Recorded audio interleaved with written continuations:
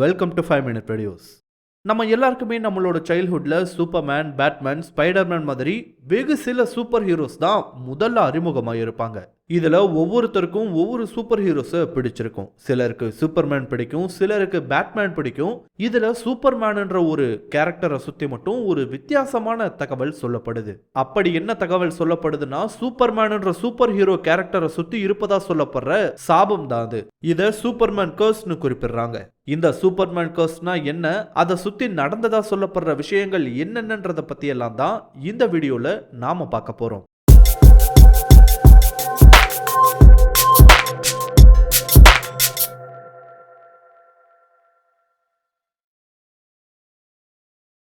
இந்த சூப்பர்மேன் கர்ஸ்னா என்னன்னு பார்க்கும்போது, சூப்பர்மேன்ன்ற கேரக்டருக்கு தொடர்புடைய, அதாவது அதை உருவாக்கினவங்க, சூப்பர்மேன் மூவிஸ்லேயே ஆகட்டும் இல்ல டிவி சீரீஸ்லேயே ஆகட்டும் லீட் ரோல்ல நடிச்சவங்க, அதே மாதிரி அந்த கேரக்டரோட கூட நடிச்சவங்களுக்கு நடந்த அன்பார்ச்சுனேட்டான நிகழ்வுகள், இறப்புகள், இழப்புகளை தான் இந்த சூப்பர்மேன் கர்ஸ்னு குறிப்பிடுறாங்க.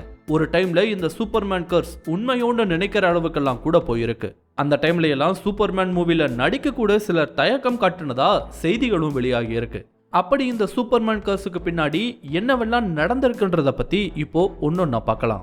சூப்பர்மேன்ன்ற ஒரு சூப்பர் ஹீரோ கேரக்டர் முதல்ல காமிக்ல அப்பியர் ஆன வருஷம்னு பார்த்தா 1938ஆம் ஆண்டோட ஜூன் மாசம் வெளியான ஆக்ஷன் காமிக்ஸோட ஒரு பிரீமியர் எடிஷன்ல தான் இந்த சூப்பர்மேன் கேரக்டரையே அறிமுகப்படுத்தி இருக்காங்க. ஆனா இந்த கேரக்டர் அப்போ உருவாக்கப்படல. 1933லயே ஜெரி சீகல் அண்ட் ஜோ ஷஸ்டர்ன்ற 2 பேர்னால உருவாக்கப்பட்டுச்சு. இதுல ஜெரி சீகல் ஸ்டோரி ரைட்டரா இருந்தாரு, ஜோ ஷஸ்டர் ஆர்டிஸ்டா இருந்திருக்காரு. 1936ல இவங்க காமிக் புக் பிசினஸ்க்குள்ள வந்திருக்காங்க. வரும்போதே இவங்க முதல்ல சூப்பர்மேனை வச்சுதான் பிரபலமானாங்களான்னா அப்படி கிடையாது. வேற ஒரு காமிக் ஸ்ட்ரிப்பை தான் இவங்க முதல்ல கொண்டு வந்திருக்காங்க. 1938 டைம்ல தான் ஹாரி டோனன் ஃபீல்டுன்ற பப்ளிஷர் $135 கொடுத்து இந்த சூப்பர்மேன் ஸ்ட்ரிப்பை ஆக்ஷன் காமிக்ஸோட பிரீமியர் எடிஷன்ல கொண்டு வந்தாரு. இது வெளியான சில இஷ்யூஸ்லயே பயங்கரமா பாப்புலர் ஆகுது. அடுத்து வந்த சில வருடங்களுக்குள்ளேயே இந்த சூப்பர்மேனுக்குன்னு தனியான காமிக் இஷ்யூஸ், அனிமேஷன் கார்ட்டூன்ஸ் எல்லாம் வர ஆரம்பிச்சது. அதுக்கப்புறம் சின்ன லெவல்ல அனிமேஷன் மூவிஸும் வர ஆரம்பிச்சது. ஆக்சுவலா சூப்பர்மேன் தான் சூப்பர் ஹீரோ காமிக்ஸுக்கான ஒரு கதவையே திறந்துவிட்ட ஒரு கேரக்டர்னு கூட சொல்லலாம். சூப்பர்மேன் பெருசா போனதுக்கு அப்புறம் சூப்பர் ஹீரோ ஜானர்ல ஏகப்பட்ட சூப்பர் ஹீரோஸ் உருவாக்கப்பட்டாங்க. அதுல எந்த விதமான சந்தேகமும் கிடையாது. சூப்பர்மேன் ஒரு பக்கம் வேற லெவல்ல போயிடுச்சுதான். ஆனா அதை உருவாக்கினவங்களுக்கு ஒரு டீசென்டான ராயல்டி தொகையாவது கிடைச்சதான்னா கண்டிப்பா கிடையாது. ரொம்பவே கம்மியான காம்பன்சேஷன் தான் அவங்களுக்கு கொடுக்கப்பட்டிருக்கு. இதுல சூப்பர்மேனை முதல்ல வரைஞ்ச ஆர்டிஸ்டான ஜோ ஷஸ்டருக்கு 1950களில் கண் பார்வை குறைபாடு ஏற்படவும் காமிக் இண்டஸ்ட்ரியை விட்டே அவர் மொத்தமா வெளியேற வேண்டிய ஒரு சூழ்நிலை ஏற்பட்டுச்சு. இதன் காரணமாவே சூப்பர்மேனை கிரியேட் பண்ண அந்த பேர் பிரிஞ்சிருக்காங்க. அதுக்கப்புறம் 1960களில் சூப்பர்மேனை ஸ்டோரியா உருவாக்கின ஜெரி சீகலும் சூப்பர்மேன் என்ற ஒரு விஷயத்தை விட்டு வெளியேறினாரு. என்னதான் இவங்க 2 பேரும் சூப்பர்மேனை உருவாக்கி இருந்தாலும் அதனால இவங்க ஒன்னும் பெருசா பயனடையவே இல்லைன்னு தான் சொல்லணும். அடுத்து 1941ல இருந்து 1943 வரைக்கும் பேரமவுண்ட் பிக்சர்ஸ்க்காக சூப்பர்மேனை பேஸ் பண்ணி ஒரு cartoon series Max and Dave ஃபிளஷர்ன்ற அண்ணன் தம்பி 2 பேர்னால உருவாக்கப்பட்டுச்சு. ஆனா இந்த சீரீஸை முழுசா முடிக்கிறதுக்குள்ள அவங்க பல பிரச்சனைகளை சந்திச்சிருக்காங்க. அது பொருளாதார ரீதியிலும் சரி, மற்ற பிரச்சனைகளையும் சரி.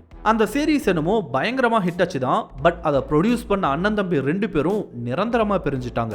அதுக்கப்புறம் மேக்ஸ் அண்ட் டேவ் 2 பேர்ல மேக்ஸ் மட்டும் தான் இந்த பிசினஸ்ல இருந்திருக்காரு. அவரோட சகோதரர் டேவ் இந்த தொழில இருந்து நிரந்தரமாவே விலகிட்டாரு. மேக்ஸ்னாலையும் அதுக்கப்புறம் பெரிய அளவுல ஒன்றும் செய்ய முடியல. அவரும் கடைசி காலத்துல ரொம்ப ஏழ்மை நிலைக்கு போய் தான் இறந்து போயிருக்காரு. அடுத்தது கிர்க் ஆலன். இவர் யாருன்னா, இவர் தான் ஃபர்ஸ்ட் லைவ் ஆக்ஷன் சூப்பர்மேன்னு சொல்லலாம். இவர் படத்துல எல்லாம் நடிக்கல. முதலா உருவாக்கப்பட்ட சூப்பர்மேன் டிவி சீரீஸ்ல சூப்பர்மேனா நடிச்சிருக்காரு. சூப்பர்மேன் கேரக்டர்ல நடிச்சதுக்கு அப்புறம் யூஎஸ்ல ஒரு ஃபேமஸான ஆக்டராகவும் மாறி இருக்காரு கிர்க் ஆலன். அதை தொடர்ந்து சூப்பர்மேனோட 2வது சீரியலையும் அவரே நடிச்சிருக்காரு. பட் அன்பார்ச்சுனேட்லி சூப்பர்மேன் கேரக்டர்ல நடிச்சதுக்கு அப்புறமா வேற எந்த பெரிய ரோல்ஸ்லயும் அவரை யாருமே கேஸ்ட் பண்ணல. இதை டைப் காஸ்டிங்னு சொல்லுவாங்க. அப்படின்னா என்னன்னு பார்க்கும்போது, இப்போ ஒரு ஆக்டர் ஒரு பர்டிகுலர் ரோல்ல, அதுவும் ரொம்ப ஃபேமஸான ஒரு ரோல்ல நடிக்கிறாருன்னு வச்சுக்குவோம். அந்த திரைப்படம் பயங்கரமா ஹிட் ஆகுது, இந்த ரோல்ல நடிச்சவருக்கும் பயங்கரமா பேர் வருது, மக்களும் அவரை அந்த கேரக்டராவே பார்க்க ஆரம்பிச்சிடறாங்க. ஒரு டைம்ல அந்த சீக்வன்ஸ் முடியும் இல்லையா, அது முடிஞ்சதுக்கு அப்புறம் அவரு வேற ரோலுக்கு ட்ரை பண்ணா அந்த வாய்ப்பு கிடைக்காது. ப்ரீவியஸ் ஒர்க்கோட பாப்புலாரிட்டி காரணமாவே அவரை வேற யாருமே கேஸ்ட் பண்ண மாட்டாங்க, இல்ல கிட்டத்தட்ட ஒரே மாதிரியான ரோல் தான் வந்துகிட்டு இருக்கும். இதுதான் டைப் காஸ்டிங். இதனால கிர்க் ஆலன் பெரிய அளவுல பாதிக்கப்பட்டாரு. பின்னாட்கள்ல ஒரு பேட்டியில சூப்பர்மேன் கேரக்டர் தன்னோட ஆக்டிங் கரியரையே நாசமாக்கிடுச்சுன்னு சொல்லியிருக்காரு கிர்க் ஆலன். இவரோட 88வது வயசுல அல்சைமர் நோயினால பாதிக்கப்பட்டு 1999 இறந்து போனாரு. இந்த சூப்பர்மேனால பாதிக்கப்பட்டதா சொல்லப்படுற அடுத்த நபர் லீ குவிக்லி. 1978 வெளியான சூப்பர்மேன் திரைப்படத்துல சூப்பர்மேனோட குழந்தை பருவ கேரக்டரான கால் எல் கேரக்டர்ல ஒரு குழந்தையா நடிச்சிருந்தாரு லீ குவிக்லி. அன்பார்ச்சுனேட்லி இந்த கேரக்டர்ல நடிச்ச லீ 14 வயசுலயே இறந்து போயிட்டாரு. இதுக்கு அவரோட வீட்டுல ஏற்பட்ட நிறைய பிரச்சனைகள் அண்ட் புல்லிங்னு பல்வேறு காரணங்களால இறந்து போனதா சொன்னாங்க. உண்மையாவே இது ஒரு டிராஜிக்கான எண்டு தான். அடுத்தது இந்த சூப்பர்மேன் கர்ஸுக்கு யாரை தொடர்பு படுத்துறாங்கன்னா, ஜார்ஜ் ரீவ்ஸ் என்ற ஒரு ஆக்டரை தொடர்பு படுத்துறாங்க. இவர் 1951 வெளியான Superman and the mole man என்ற திரைப்படத்துல சூப்பர்மேனா நடிச்சிருந்தாரு. அதை தொடர்ந்து அட்வென்ச்சர்ஸ் ஆஃப் சூப்பர்மேன் என்ற ஒரு சீரீஸ்லயும் நடிச்சிட்டு வந்திருக்காரு. இவருக்கும் டைப் காஸ்டிங் பிரச்சனை இருந்திருக்கு. சூப்பர்மேன்ல நடிச்சதுக்கு அப்புறம் இவரால வேற ஒரு பெரிய ரோலை பேக் பண்ணவே முடியல. ஆக்சுவலா சூப்பர்மேன்ல நடிச்சதுக்கு அப்புறம் இவரோட கரியர் மட்டுமே பாதிக்கப்படல, எதிர்பாராத விதமா அவரு இறந்தே போனாரு. எஸ், இவர் சூப்பர்மேன்ல நடித்து புகழ் பெற்றதுக்கு பின்னாடி அவர் காதலிச்சிட்டு வந்த ஒரு பெண்ணையே கல்யாணம் பண்ண இருந்தாராம். அந்த சமயத்துல கல்யாணம் ஆகிறதுக்கு சில நாட்களுக்கு முன்னாடி அவரோட வீட்டுல மர்மமான முறையில இறந்து கிடந்திருக்காரு ஜார்ஜ் ரீவ்ஸ். போலீஸ் இதை ஒரு சூசைட்னு ரூல் அவுட் பண்ணிட்டாங்க. ஆனா அவர் கொல்லப்பட்ட அறையில இருந்து எடுக்கப்பட்ட துப்பாக்கியில அவரோட கைரேகையே இல்ல, அதுக்கு பதிலா வேற ஒரு கைரேகையை தான் கண்டுபிடிச்சாங்க. சோ இவரோட இறப்பு இப்ப வரைக்குமே ஹாலிவுட்டோட மர்மமான இறப்புகள்ல ஒன்னாதான் பார்க்கப்படுது. இவரோட இறப்பு வரைக்குமே கூட சூப்பர்மேன் கர்ஸ் என்ற ஒரு விஷயம் அவ்வளோ பரவலா பேசப்படல. ஆனா அடுத்தது சூப்பர்மேனா நடிச்சவருக்கு நடந்த விஷயத்தை பார்த்துட்டு தான் ஒருவேளை சூப்பர்மேன் கர்ஸ் இருக்குமோன்ற ஒரு எண்ணத்துக்குமே பலரும் வந்தாங்க. 1978 ஃப்ரெஷ்ஷா ஒரு சூப்பர்மேன் மூவி தயாரிக்கப்படுது. அதுல சூப்பர்மேனா நடிச்சவர் தான் Christopher Reeve. Superman and Clark கென்ட்ன்ற கேரக்டர் இப்படிதான் இருக்கணும்னு ஒரு ட்ரெண்டை செட் பண்ணதே இவர் தான் சொல்லலாம். ஏன் இப்ப வரைக்குமே கூட சூப்பர்மேன் கேரக்டருக்கு ஒரு புது ஆக்டர் ஒப்பந்தமானா இவரோட ஒப்பிட்டு பார்ப்பாங்க.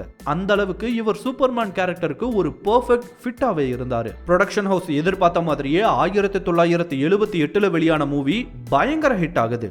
அதை தொடர்ந்து 1980 Superman 2, 1983 Superman 3, 87 Superman 4, the quest for பீஸ்னு மொத்தமா 4 படத்துல சூப்பர்மேனா வந்து ஒரு கலக்கு கலக்குனாரு கிறிஸ்டோபர் ரீவ். ஆனா அதுக்கப்புறம் வந்த ஆண்டுகள் அவருக்கு பெரிய அளவுல சக்சஸ்ஃபுல்லா அமையல. இது எல்லாத்துக்கும் மேல 1995 ஒரு ஹார்ஸ் ரைட் ஆக்சிடென்ட்ல அவரோட கழுத்துக்கு கீழே எந்த உடல் பாகமும் செயல்படாம போயிடுச்சு. அதுக்கப்புறம் பெட்ரிடன் ஆனவர் 2004 உடல்நிலை சரியில்லாததன் காரணமா இறந்து போனாரு. இவருக்கு ஏற்பட்ட இந்த மோசமான நிகழ்வை தொடர்ந்து தான் சூப்பர்மேன் கர்ஸ் என்ற ஒரு விஷயமே ஆரம்பமாச்சு. அதை தொடர்ந்து கடந்த காலங்களில் சூப்பர்மேன் கேரக்டருக்கு தொடர்புடையவங்களுக்கு இப்படி ஏதாவது நடந்ததுன்றத பத்தி எல்லாம் தேடும் போதுதான் கடந்த காலங்களில் சூப்பர்மேன் கேரக்டரை பிளே பண்ணவங்க ஆரம்பிச்சு சூப்பர்மேனை மையப்படுத்தி எடுக்கப்பட்ட மூவிஸ் அண்ட் சீரீஸ்ல நடிச்ச பல பேர் ஏதோ ஒரு வகையில பாதிக்கப்பட்டது கண்டுபிடிக்கப்பட்டுச்சு. இதுக்கப்புறம் தான் சூப்பர்மேன் கர்ஸ் என்ற ஒரு விஷயமே பிரபலமாக ஆரம்பிச்சது. ஆக்சுவலி சூப்பர்மேன் மூவிஸ் அண்ட் சீரீஸ்ல மெயின் லீட்ல நடிச்சவங்களுக்குன்னு மட்டும் இல்லாம சூப்பர்மேன் மூவிஸ்ல வேறு சில மெயின் கேரக்டர்ஸ்ல நடிச்ச ஆக்டர்ஸ்க்குமே பல அன்பார்ச்சுனேட்டான விஷயங்கள் நடந்திருக்குதான். உதாரணத்துக்கு 1978 வெளியான சூப்பர்மேன் மூவில லூயிஸ் லேனா நடிச்சவங்க தான் மார்கட் கிட்டர். இந்த மூவி மூலமா பிரபலமானவங்க சூப்பர்மேனோட 3 சீக்வல்ஸ்லயும் நடிச்சிருக்காங்க. இது மட்டும் இல்லாம இன்னும் சில பிரபலமான மூவிஸ்லயும் முக்கியமான ரோல்கள்லயே நடிச்சாங்க மார்கட் கிட்டர். 87 கடைசி சூப்பர்மேன் மூவி வந்ததுக்கு பின்னாடி கூட இவங்க பல நல்ல ரோல்ஸ்ல நடிச்சிருக்காங்க தான். பட் இது முடிஞ்சு 3 வருஷம் கழிச்சு இவங்களுக்கு ஒரு கார் ஆக்சிடென்ட் ஏற்பட்டிருக்கு. அந்த விபத்துனால இவங்களால 1996 வரைக்கும் எந்த விதமான ஒர்க்கையுமே பண்ண முடியாம போயிருக்கு. 96க்கு அப்புறமா ஹாலிவுட்ல திரும்ப ரீஎன்ட்ரி கொடுக்க பாக்குறாங்க. பட் கொஞ்ச நாள்லயே அவங்க நர்வஸ் பிரேக் டவுனால ரொம்பவே அவதிப்பட ஆரம்பிச்சாங்க. அவங்களுக்கு ஏற்பட்ட பல்வேறு பிரச்சனைகளால அவங்களோட வாழ்க்கை நிலையற்றதாவே மாற ஆரம்பிச்சது. அதன் பிறகு அவங்களுக்கு டிவிலையும் சரி மூவிஸ்லயும் சரி எந்த ஒரு வாய்ப்புமே கிடைக்காம போயிருச்சு. இதே மாதிரி 1978 வெளியான சூப்பர்மேன் படத்துல கால் எல்லோட அப்பா ஜார் எல் கேரக்டர்ல மார்லன் பிராண்டோ நடிச்சிருந்தாரு. அவரையுமே இந்த சாபம் பாதிச்சதா சொல்றாங்க. அதுக்கப்புறம் 2006 ஒரு சூப்பர்மேன் மூவி வந்துச்சு. அதுல பிராண்டன் ரவுத்ன்ற ஒரு ஆக்டர் சூப்பர்மேனா நடிச்சிருந்தாரு. அவருக்கும் சூப்பர்மேனை தாண்டி ஒரு பெரிய ரோல் இப்ப வரைக்குமே கிடைச்ச மாதிரி தெரியல. அடுத்ததா 2013 மேன் ஆஃப் ஸ்டீல் மூவி வந்தது. அதை தொடர்ந்து டிசில வந்த சில திரைப்படங்கள்ல ஹென்ரி காவல் சூப்பர்மேனா நடிச்சிருக்காரு. இன்ட்ரெஸ்டிங்லி இவர் இந்த சூப்பர்மேன் கர்ஸ்ன்ற விஷயத்துல இது வரைக்கும் மாட்டல போல. சூப்பர்மேன் என்ற ரோலை தாண்டி த விச்சர், ஷெர்லாக் ஹோம்ஸ் மாதிரியான கேரக்டர்ஸ்லயும் இவர் நடிச்சிருக்காரு. இவருக்கு அடுத்தது சூப்பர்மேனா நடிக்க போறது யாருன்னு தெரியல. Let's wait and watch. உண்மையிலே இந்த சூப்பர்மேன் கர்ஸ்ன்ற ஒரு விஷயம் இருக்கான்னு கேட்டா பிராக்டிக்கலா பார்க்கும்போது கண்டிப்பா அப்படி ஒன்றும் கிடையாது தான். குறிப்பா இந்த சூப்பர்மேன்ன்ற கேரக்டர்ல நடிச்சவங்கன்னு மட்டும் இல்லாம வேறு சில பிரபலமான கேரக்டர்ஸ்ல நடிச்சவங்களும் டைப் காஸ்டிங் பிரச்சனையில மாட்டி இருக்காங்க தான். உதாரணத்துக்கு Harry பாட்டரோட actor Daniel Radcliffe Spiderman மூவிஸ்ல முதல்ல நடிச்ச டாபி மேயர்னு பலரை இதுக்கு உதாரணமா சொல்லலாம்.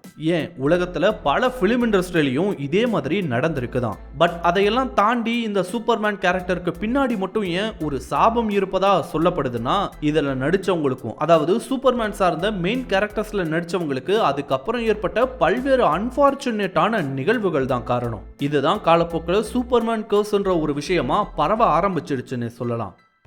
சோ இதுதான் சூப்பர்மேன் கர்ஸ்ன்ற விஷயத்துக்கு பின்னாடி இருக்க தகவல்கள்.